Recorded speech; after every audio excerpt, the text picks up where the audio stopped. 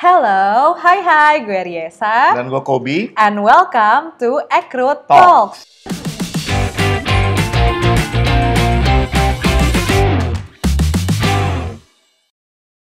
Halo semuanya, balik lagi di Ekru Talks bersama Kobi. Ini episode keberapa ya gue di sini ya? Ini kayaknya keempat deh. Keempat ya. Yang baru-baru ini ya, setelah Bapak pergi terus. Semoga tidak bosan. Nah, kali ini bersama Kobi biasanya kita ngomongin tentang self development, tentang kan kayaknya bapak banget nih trademarknya. Bapak banget gitu. Apa gimana nih? Enggak, maksudnya Pak Kobi banget gitu. Kayak oke, nah pas banget karena tema kita kali ini adalah mengembangkan potensi diri demi kesuksesan karir. Karir coach, terus suka ngomongin self development, cocok banget kan? Sukses kayaknya karir. Cocok deh kayaknya. Kayaknya cocok kan, Pak? Oke, ini kan banyak banget nih ya kok kayak orang tuh bingung nih, potensi gue tuh apa sih? Mungkin ada yang kayaknya gue bisa sih ini, tapi gue bisa sih ini. Tapi itu bener gak sih memang potensi gue mengerjakan itu? Memang bener gak sih potensi gue itu tuh itu? Nah menurut Kobi sendiri, bagaimana sih caranya mengenali, sebelum kita mengembangkan, kan harus mengenali dulu. Bagaimana sih sebenarnya cara mengenali potensi diri kita? Ini hal terlalu simpel mungkin ya, cuman apa ya, banyak orang yang nggak ngelakuin saking simpelnya. Artinya apa? Coba lakuin semuanya. Then find out, cari tahu yang mana yang dengan smallest effort hasilnya lumayan. Contoh misalnya kalau kita ngomongin pelajaran di sekolah nih, seorang Kobi kalau disuruh belajar sejarah, biologi yang hafalan, mau mati, begadang, 80 jam belajar seminggu, nggak tahu udah tuh habis waktunya gitu kan, nggak bisa-bisa gitu. Tapi saat belajar yang eksakta, yang hitung-hitungan, effortnya kecil tapi berhasil, mungkin di situ potensinya. Gitu. Itu kemungkinan besarnya tuh seperti itu gitu. Artinya kalau kita ngomongin tentang pekerjaan juga, coba misalnya aku dulu nih cerita sedikit ya, Cak ya. Pengalamannya aslinya engineering background-nya. Cuman berbagai macam kegiatan diikutin, akhirnya menyadari bahwa kayaknya when I speak gitu ya, when I stand up and speak about something that I believe in, people buy in. Gitu. Orang tuh percaya, orang mau dengerin gitu. Jangan-jangan ini potensiku. Jangan-jangan dulu nih. Then I try doing further, coba lagi ngomong, jualan segala macam, dan ternyata berhasil. Effortnya tidak sebesar yang aku usahakan waktu menjadi engineer gitu. Hasilnya mungkin sama bagusnya, cuman kalau dibandingkan effortnya, effort yang paling kecil itu yang mungkin jadi potensi dirimu, seperti itu kira-kira. Oke, berarti ya caranya kita harus gimana mau tahu ya harus coba dulu semuanya. Betul. Nanti bisa mana nih yang kira-kira pasti kita bakal ngeh lah. Ini kayaknya kok gue melakukan ini kayaknya kok gampang ya. Sama kayak nyoba bakso mana yang paling enak di Jakarta. Ya coba dulu, kalau nggak pernah nyoba percaya sama orang doang. Gitu. Nah ini satu sedikit ya. Banyak orang yang terlalu percaya sama lingkungannya, mungkin kalau dalam hal ini orang tuanya, saat mereka dicuci otak tanda kutip, dibilang bahwa kamu tuh bagusnya di sini. Then they start to believe in that, walaupun kenyataannya mungkin enggak. Jadi kejebak di situ waktu orang tuanya bilang kamu tuh pinternya di sini, mungkin dia belum nyoba yang lain. Gitu. If I ever knew bahwa mungkin aku bisa belajar acting dari kecil, mungkin aku jadi aktor sekarang. Cuman aku nggak percaya acting karena apa? Dari kecil dibilang bahwa kamu nggak bisa acting. Iya. Iya, what I mean ya. Jadi banyak lingkungan yang berusaha memenjarakan kita dengan hal-hal yang menurut mereka ideal, baik, tapi kitanya sendiri jadi nggak bisa mengeksplor diri kita untuk mencoba banyak hal. Nah itu yang berbahaya. Oke.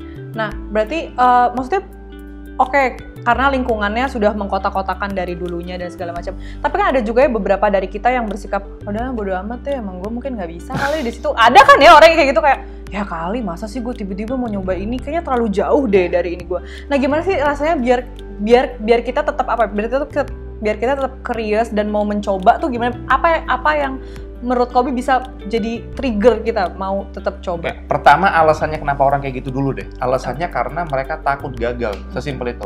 Takut gagal. Dimana kita, balik lagi ya, budaya di Indonesia ini, kegagalan itu dipandang sebagai sesuatu aib gitu loh. Kayak nilai kamu 0, kamu dibantai sama orang tuamu.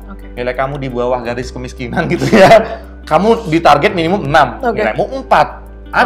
Habis gitu. Padahal kegagalan itu harusnya nggak dipandang sebagai itu sebagai bentuk pembelajaran harusnya. Gitu, dimana karena kita dari kecil dididik seperti itu membuat kita merasa takut gagal sehingga bahkan mencoba pun nggak berani. Nah supaya berani gimana? Try to close your ears saja sih gitu. Apa ya, muka tambeng aja deh, muka tembok. Iya, karena coba gagal, the worst thing that can happen adalah dirimu sendiri yang gagal. Contoh, ada teman-teman yang pengen tahu apakah gue bisa masak, punya potensi masak nggak sih? Then try. The worst thing that can happen apa? Kebakaran gitu kan? Nggak juga. Ya, makanannya paling nggak enak paling aja, asinan, udah. Paling nggak enak makanannya. Dan yang korban makan makanan nggak enak siapa? Ya, paling kita Diri sendiri. Kecuali kalau kamu berniat untuk membuat makanan langsung orang lain yang nyoba. Jangan gitu kan. Try. Ya udah, kalau gagal, gimana ya? Namanya gagal, pernah belajar naik sepeda, jatuh juga. Belajar makan masuk ke hidung pernah pasti waktu masih kecil, iya kan? Sendoknya belum nyampe mulut udah tumpah makanannya, itu juga pernah. Just do it. Ya, itu hanya prosesnya aja sebenarnya. Oke. Tapi menurut Kobi gitu, maksudnya kan sekarang kita punya banyak waktu nih WFH, berarti sebenarnya banyak banget kesempatan buat teman-teman menggali nih potensinya kayak banyak waktu di rumah mungkin yang tadi mau coba masak dan sebagainya gitu. Tapi selain itu kan sekarang udah banyak banget ya lembaga-lembaga yang menyediakan workshop, webinar dan segala macam. Itu kan sebenarnya dimaksudkan untuk mengisi waktu luang tapi kita tetap produktif dan kita tetap untuk self development dan segala macam. Tapi kan banyak ya orang tuh yang ikut-ikutan, yaudah deh ikut deh, daftar deh. Didengerin juga enggak, itu setel doang deh. Saya mau kemana tahu pergi gitu kan. Nah, gimana nih caranya biar sebenarnya media-media yang sudah ada yang segitu bagusnya itu bisa dimanfaatkan dengan benar, jadinya kita benar bisa untuk self development-nya bagus gitu. Sesimpel ini, ada banyak kesalahan juga sama media itu gitu. Artinya ini deh, di perusahaan gue sekarang, di Skill Academy, di ruang kerja gitu ya, kita itu terlalu percaya bahwa kalau barangnya bagus, videonya bagus, orang nggak usah disuruh nonton, pasti nonton. Karena apa? Kita punya konsep bahwa delivery itu matters more than the content. Karena konten udah banyak banget di internet. Apapun itu, self development tuh banyak banget kontennya. It's how you deliver it. Nah, itu kenapa kalau dari kita selalu menyarankan, aku pribadi menyarankan, know first, tahu dulu tadi ya, dirimu itu potensinya di mana, dan tahu lagi dulu nih, sebelumnya tahu lagi dulu, ini perlu dikembangin lagi atau enggak. Kalau memang perlu, baru cari. Nah, cara mencarinya apa ya? Gampang. Kalau kayak nyari makanan di GoFood juga sama. Lihat yang ratingnya bagus. Ya dong. Lihat yang reviewnya banyak, mau belanja di online juga kayak gitu. Kalau yang reviewnya banyak, bintang 5, terpercaya nih, sama. Itu, cari yang kira-kira memang kamu cocok. Again, kalau masalah gimana caranya supaya kita nggak ikut-ikutan, ya elunya aja jangan ikut-ikutan kan gitu. Tapi nggak ada salahnya juga sebenarnya ikut-ikutan, kenapa? Kalau memang niatnya mau belajar, ikut-ikutan tuh juga pasti kamu bisa menyerap 1-2 hal yang penting gitu loh. Sama, again, kalau ke makanan lagi misalnya, kita ikut teman kita makan nasi goreng, walaupun sebenarnya nggak pengen nasi goreng, ikut-ikutan aja. Rugi nggak? Nggak juga, karena tetap kenyang juga. Masalahnya mau dimakan atau enggak. Niatnya di sana tuh mau makan atau enggak, niatnya di sana mau mengkonsumsi materi yang disampaikan atau enggak. Kalau memang niatnya cuma datang, cuma majang doang, artinya apa? Nasi gorengnya di atas meja nggak disentuh. Itu yang salah. Itu ikut-ikutan boleh, tapi ya dimakan. Justru malah mungkin dari ikut-ikutan, dari ketidaksengajaan itu kita malah justru kok menarik, kok ternyata. Nah, yang banyak nih, aku berapa kali ngasih seminar training, yang banyak itu adalah orang datang training karena terpaksa dan nggak pengen. Akhirnya apa? 1, waktu mereka terbuang, 2, uang mereka terbuang, 3, kitanya capek ngasih materi. Karena apa? Kalian nggak dengerin gitu. Dan nggak ada faedahnya datang ke situ gitu. Mending nggak usah datang. Tapi kalau memang sudah datang, might as well dimakan, ditelan. Benar. Ya pokoknya sebenarnya ikut-ikutan tuh sebenarnya nggak masalah, ikut-ikutannya sendiri tuh nggak masalah, tapi maksudnya ya sudah ikutan ya udah aja gitu, kita udah kadung sekalian jebur aja. Jangan cuma ciprat-ciprat kayak gitu, ngapain gitu. Oke, nah kalau misalkan tadi kita ngomongnya masalah webinar dan segala macam, tapi menurut Kobi sendiri untuk mengembangkan dan juga menggali potensi, dibutuhkan mentor nggak sih untuk seseorang? Oh ya, penting. Tapi mentor itu sendiri sebenarnya nggak harus formal mentor itu. Artinya apa? Kita manusia sosial, makhluk hidup sosial manusia itu. Artinya kita bisa menggunakan orang lain sebagai mentor kita tanpa mereka sadarin, tanpa kita sadarin. Again, itu kesini sih. Makanya aku lebih banyak membahas tentang kesininya. Gitu, bukan tentang bagaimana melakukannya, tapi lebih kesininya. Mindsetnya adalah every time you meet a new people, siapapun itu, you learn something. Egois lah dalam hal itu. Egois lah, cari cuan, cari untung segede-gedenya dari orang lain. Kalau kamu punya atasan di kantor, jangan lihat BT-nya doang, jangan lihat resenya doang gitu. Lihat juga, ini orang bisa ngajarin apa ya? Egois lah dalam hal itu, rakus lah dalam hal itu. nggak apa-apa kok, itu nggak masuk dalam 7 deadly sin. Untuk rakus mendevelop diri itu. Ikutlah apa yang dia bilang yang baik, yang jelek ya filter. Kalaupun ada teman di kantor, anak buah bahkan, misalnya udah punya tim nih, dia lebih dewasa, lebih tua, lebih punya pengalaman, tapi kebetulan di bawah kita, jangan juga sombong berkata bahwa kamu anak buahku, kamu nggak tahu apa-apa. Dengar juga, I believe this kind of mindset, terlepas itu mentornya itu secara formal atau nggak formal, you can put everyone around you as your mentor. Gitu. Oke, berarti bisa dikatakan kalau atasan itu di kantor adalah seorang mentor kita. Salah satunya yang paling dekat, karena apa? For sure dia di bidang yang sama. Yang kedua, dia punya pengalaman lebih baik, atau nggak harus lebih panjang tapi lebih baik. Dia punya knowledge lebih banyak mungkin gitu kan. At least you get something from him. Akan sangat sia-sia kalau kita kerja punya atasan, terus kita tutup mata, tutup telinga, gue cuman ngerjain kerjaan gue. Yang rugi lah kalian sendiri kok, bukan bosnya. Oke, karena mau segimanapun bosnya pasti ada lah sisi positifnya dia. Karena nggak mungkin dia ada di posisi sekarang kalau memang dia tidak punya value. Exactly. Nggak mungkin dia bisa jadi bos lu kalau dia cupu atau jelek. Pasti ada yang bagusnya dan itu yang diambil. Karena kan kadang kita udah bete aja duluan gitu kayak, emang orang nyebelin manusiawi tapi kalau udah ngejebelin apapun yang dibilang kita nggak dengerin. Cuman disitulah kedewasaan seseorang pekerja profesional dinilai. Bisa nggak? Gitu. Ya balik lagi, berarti kalau kita memang mau berkembang ya harus kitanya sendiri lagi yang lebih dewasa. Betul. Yang mau mencari tahu. Betul. Oke. Tapi kalau mencari tahu, dewasa, terus tadi kita ngobrol masalah gagal dan segala macam. Gagal, kemudian pasti otomatis orang-orang di sekitar kita akan berkomentar. Mungkin ada yang komentarnya ya cuman, it's okay, coba lagi. Tapi kan nggak semuanya orang menyampaikan kritik itu bahasanya sama kayak kita ya. Balik lagi orang kan gaya bahasanya beda-beda dan segala macam. Gimana sih caranya kita nih jadi seseorang yang sedang mau menggali potensi diri biar lebih legowo menerima kritik? Karena kadang ada yang rasanya, ya udah gue lagi nyoba, lo malah kayak gitu. Kalau gue jadi nggak semangat. Bener. Dan itu bukan cuma Nica yang ngalamin, semua orang, me including gitu ya. Caranya sih apa ya? Nggak usah berusaha menerima kali. Berusaha menolak coba. Ini approach yang berbeda ya. Banyak orang berusaha menerima kritikan gitu. Kalau memang nggak bisa, tolak. Ya udah lu ngomong gue tolak, tapi nggak tolaknya nggak frontal gitu, dalam hati aja dan pikiran kayak ya udah lu ngomong apa terserah, this is me, this is what I do gitu. Kalau memang mau bisa menerima silahkan, kalau nggak bisa ya tolak, jangan tengah-tengah, jangan kayak terima nggak ya, tolak nggak ya, digantungin, jangan gitu ya. Tapi pilih salah satu, either you accept it or you reject it. Kalau kamu terima, kamu bisa ngambil yang positifnya dari semua rejection dari objection orang, dari kritik dan saran tadi. Kalau memang nggak mau terima, you stick to your plan, udah. Jangan tengah-tengah. Kalau tengah-tengah tuh kayak es kopi panas, kayak nggak jelas. Es panas-panas. Tapi mungkin yang penting yang harus digarisbawahi adalah didengerin dulu sebenarnya. Karena mungkin intinya, mungkin cara penyampaiannya aja yang tidak baik. Tapi sebenarnya mungkin intinya tuh ada value-nya bagus banget untuk pengembangan kita. Jadi mungkin didengerin dulu. Kalau memang isinya cuman gitu doang, tolak gitu.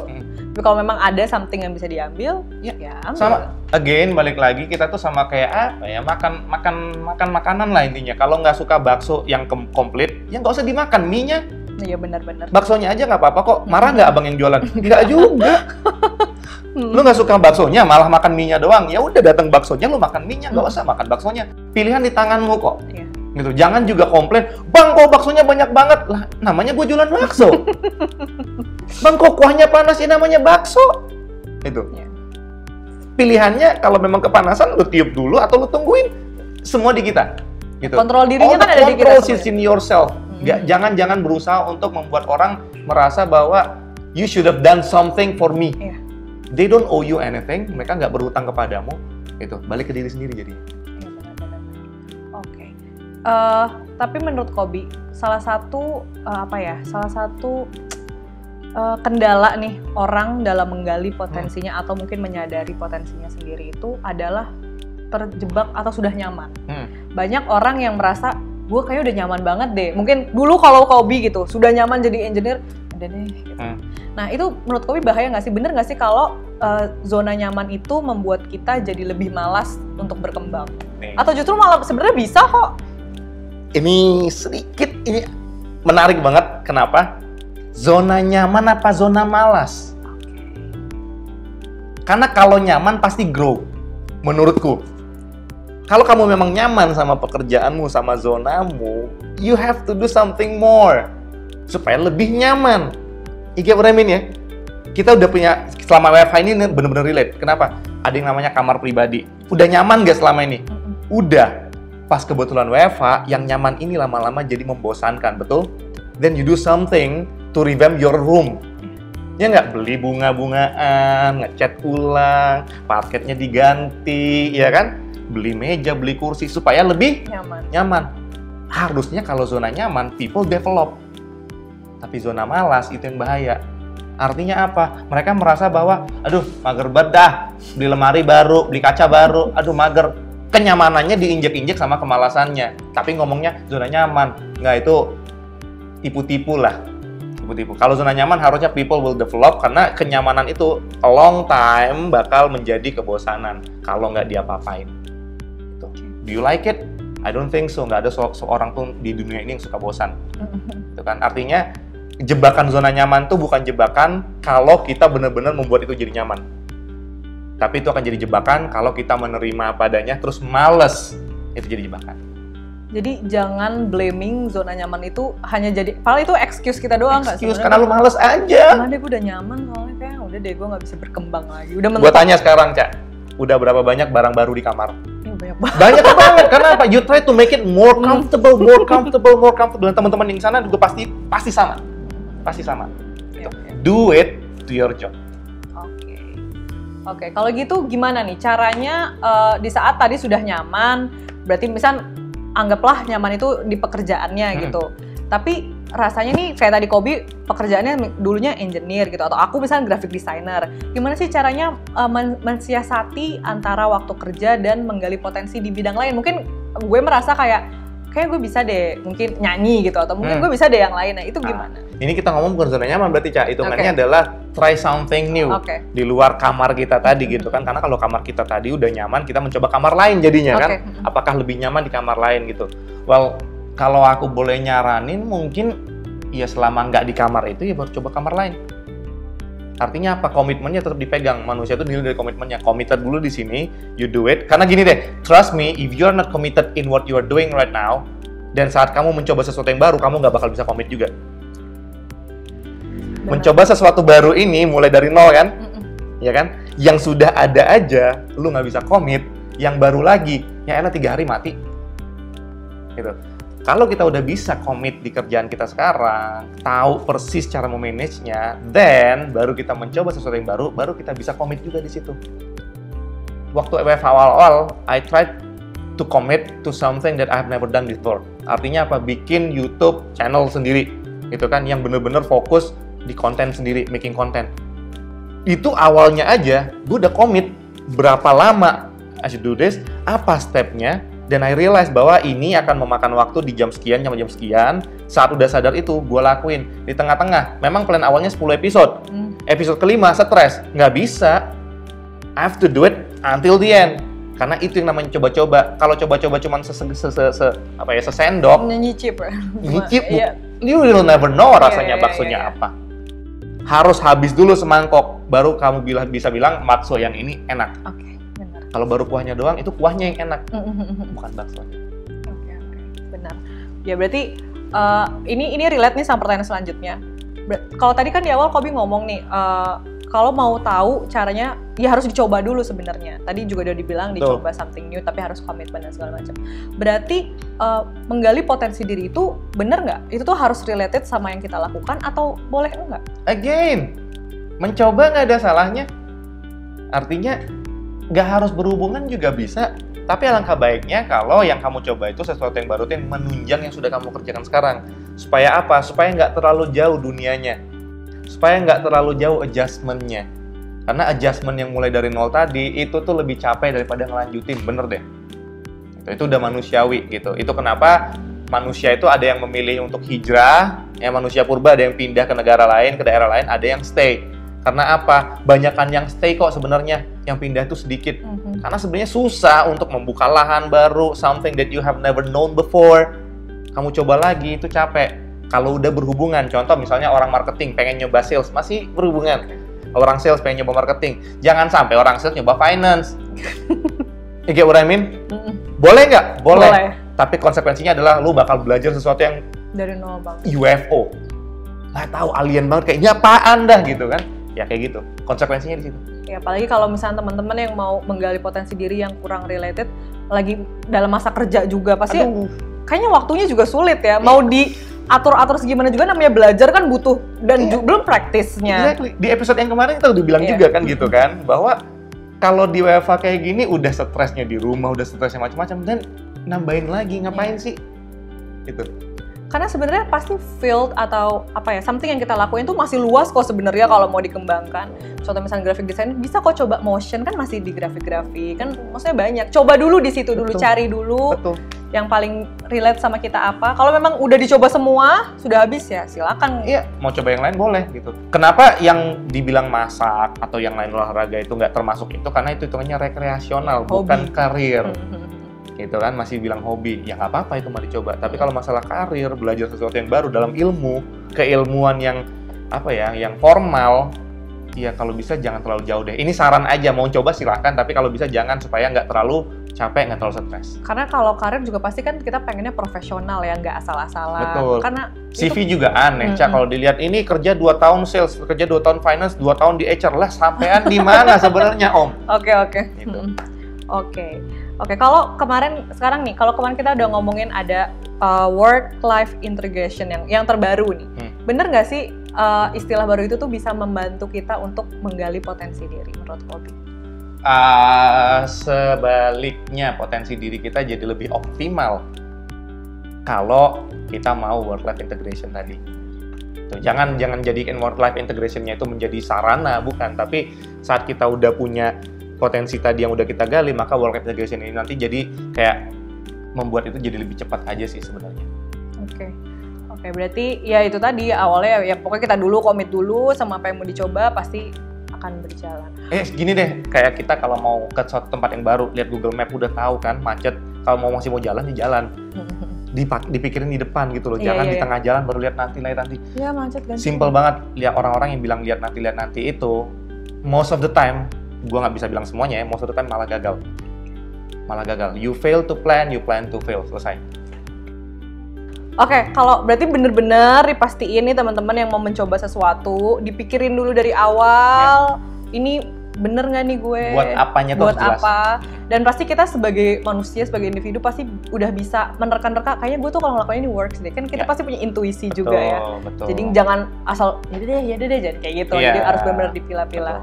Oke, terakhir nih dari Kobi.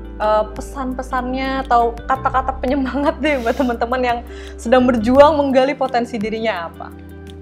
Kalau tadi satu yang aku ulangin adalah kalau kata-kata orang itu sangat berpengaruh dari orang lain buat dirimu, pilihannya whether you accept it or you reject it. Cuman itu doang kok. Nggak usah expect untuk orang berkata yang baik, nggak usah expect when you do something you will get a good feedback, karena most of the time feedback orang itu akan selalu ada 2. Ya gitu ya, baik atau buruk. Udah, kalau memang bisa diterima-terima, cari yang baik-baiknya dari yang dalam buruk-buruk itu tadi. Kalau memang nggak bisa terima, buang aja, tutup kuping gitu. Dan dua-duanya nggak ada yang salah kok, as long as you believe in what you do. Kalau memang udah yakin, udah tahu konsekuensinya tadi ya, udah tahu konsekuensinya, udah tahu tujuannya, dan memang ini worth it untuk dikerjain, dan nggak ada salahnya untuk tutup kuping atau bisa menerima, terserah, pilih aja. Dan komitmen itu jangan iya tadi, kalau jalan ke tendian atau macet masih jalan, nggak usah komplain gitu ya. Oke.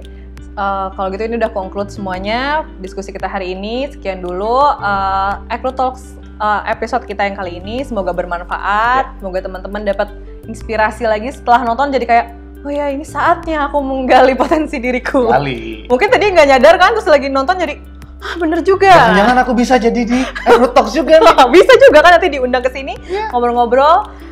Oke, kalau gitu sekian dulu dari kita. Thank you so much yang udah nonton. Jangan lupa buat yang lagi cari kerja bisa visit our website di www.acro.com, dan lagi nggak lupa ingetin untuk subscribe, karena setiap minggunya Acro TV ini akan selalu ada video-video insight-insight baru. Jadi bisa bantuin kan, habis nonton yang ini, oh iya aku kayaknya bisa naik lagi. Kayak gitu. Jangan lupa di like, comment, dan subscribe, dan juga di share video ke teman-teman yang lain. Bye-bye.